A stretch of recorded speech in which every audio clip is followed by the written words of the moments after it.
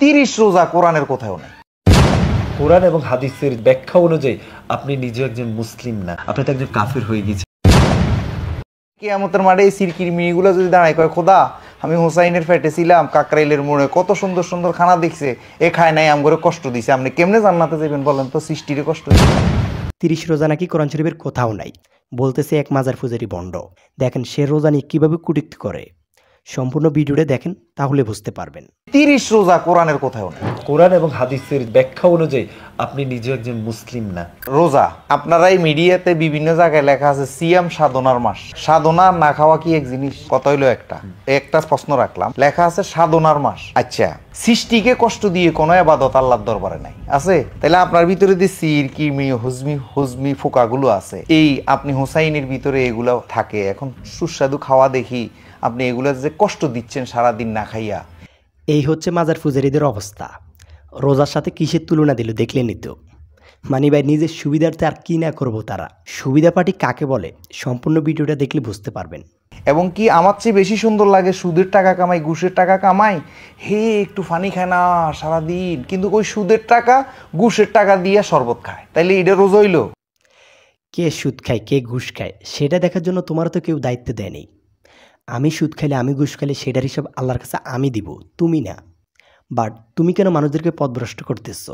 সারা পৃথিবীর কোটি কোটি মানুষ যারা মুসলমান, তারা পুরো দিনের বেলায় উপাস থেকে তারা রোজা রাখছে কোনো কিছু না খেয়ে আল্লাহর জন্য, তাহলে এটার ব্যাখ্যা আপনি ভিন্নভাবে দিচ্ছেন। কোনো ভিন্নভাবে না। শুনেন, এই দেশের মধ্যে যে ইসলামটা প্রতিষ্ঠিত হয়ে আছে বর্তমানে, সেই ইসলামটা ইয়াজিদের বানানো ইসলাম। সেই কারণে আমাদের সুফিবাদের সাথে আমরা যারা অলিয়া উলিয়া মুখী, ওদের সাথে আপনাদের সাথে এই ইসলামের সাথে কোনো মিল ফলে না। এখন আসেন, এই যে 30 রোজা কোরআনের কোথাও নেই। তেমন কিছু না, 1 মাসের জন্য শয়তান ছুটিতে গেছে না, শয়তানের দায়িত্বটা ওরে দিয়ে গেছে। আসেন, 30 রোজা, এত মানুষ কষ্ট করতেছে, এখন আসবে হাদিস আসছে নবী দুনিয়ার থেকে বিদায় নেওয়ার 250 বছর পরে।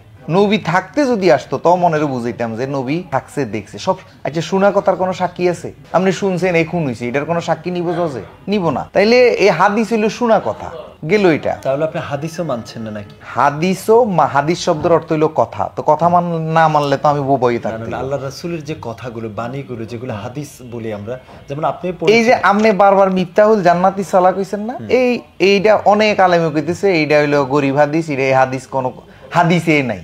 তো এবার আপনি কোথায় যাইবেন? জাল হাদিস বলছে তো এখন এইটা রাসূলের কথা আবার জাল হইতে পারে, চিটিং বাজপারি করতে হইতে পারে। আপনার যে কথাগুলো, এই কথা অনুযায়ী কিন্তু আমরা দেখছি যে কোরআন এবং হাদিসের যে ব্যাখ্যা অনুযায়ী আপনি নিজে একজন মুসলিম না।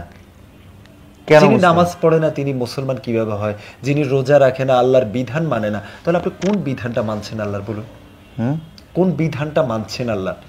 আমি আল্লাহর বিধান মানছি হলো সৎ পথে থাকা, কারো ক্ষতি না করা, উপকার করতে না পারি, মিথ্যা কথা না বলা। আল্লাহর বিধান হলো এগুলা, আর কিছু না। আল্লাহর বিধান হলো মিথ্যা কথা না বলা, আপনার হাত পাও মুখ দ্বারা কারো যেন ক্ষতি না হয়, এগুলো হলো আল্লাহর বিধান। এরপরে সুদ না খাওয়া, পরের হক নষ্ট না করা, পরের নারীর দিকে কুনজরে না তাকানো, এই আল্লাহর বিধান।